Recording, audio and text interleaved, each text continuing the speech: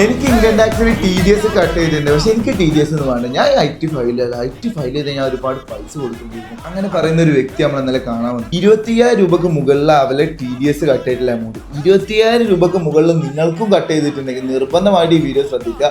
Income tax റിട്ടേണിൽ പ്രത്യേകം പറയുന്ന ഒരു പൊസിഷനാണ് 25,000 രൂപക്ക് മുകളിൽ നമുക്ക് TDS കട്ട് ചെയ്തിട്ടുണ്ടെങ്കിൽ നമ്മൾ നിർബന്ധമായിട്ടും IT റിട്ടേൺസ് ഫയൽ ചെയ്ത് പെട്ടെന്ന് തന്നെ ക്ലിയർ ആക്കുക. ആഗസ്റ്റ് 31 വരെ ടൈം ഉണ്ട്. നമുക്ക് ആ റീഫണ്ട് വേണ്ടെന്നുണ്ടെങ്കിൽ കൂടി എന്ത് ചെയ്യണം, ITR ഫയൽ ചെയ്യണം. ഡ്യൂ ഡേറ്റ് കഴിഞ്ഞാൽ ആ റീഫണ്ടും ഉണ്ടാവില്ല. നമ്മൾ ഇൻകം ടാക്സ് റിട്ടേൺ ഫയൽ ചെയ്യുന്ന ടൈമിന് നമ്മൾ അങ്ങോട്ട് പേയ്മെന്റ് അടക്കാനാണെന്നുണ്ടെങ്കിൽ ആ പേയ്മെന്റ് നമ്മൾ അഡീഷണൽ ആയിട്ട് നമ്മളെ പോക്കറ്റിൽ നിന്ന് എടുത്ത് അടക്കേണ്ടി വരും. അപ്പം നിങ്ങൾക്ക് ആരെങ്കിലും TDS കട്ട് ചെയ്ത് ഇപ്പോഴും ഇൻകം ടാക്സ് റിട്ടേൺ ഫയൽ ചെയ്താൽ പിന്നീട് എനിക്ക് വലിയ പ്രശ്നം വരും. അതുകൊണ്ട് എനിക്ക് ഈ ചെറിയ പൈസക്ക് വേണ്ടി ചെയ്യുന്നില്ല എന്ന് പറയുന്ന വ്യക്തികൾ ഉണ്ടെങ്കിൽ അവർക്ക് ഈ വീഡിയോ ഒന്ന് ഷെയർ ചെയ്ത് കൊടുക്കുക. ചെയ്തിട്ടില്ല എന്നുണ്ടെങ്കിലായിരിക്കും നിങ്ങൾക്ക് വലിയ പണി കിട്ടുക. 25,000 താഴെയാണെങ്കിൽ പ്രശ്നമല്ല, പോട്ടേന്ന് വെക്കാം. നമ്മൾ ഇന്ത്യയിൽ നിങ്ങൾ ITR ഫയൽ ചെയ്യാനുള്ള മെയിൻ ആയിട്ടുള്ള ഒരു കൺസെപ്റ്റ് പറഞ്ഞാൽ 4 ലക്ഷം രൂപക്ക് മുകളിൽ പ്രോഫിറ്റ് ഉണ്ടാക്കുന്ന എല്ലാ വ്യക്തികളും ഇൻകം ടാക്സ് റിട്ടേൺ ഫയൽ ചെയ്തിരിക്കണം.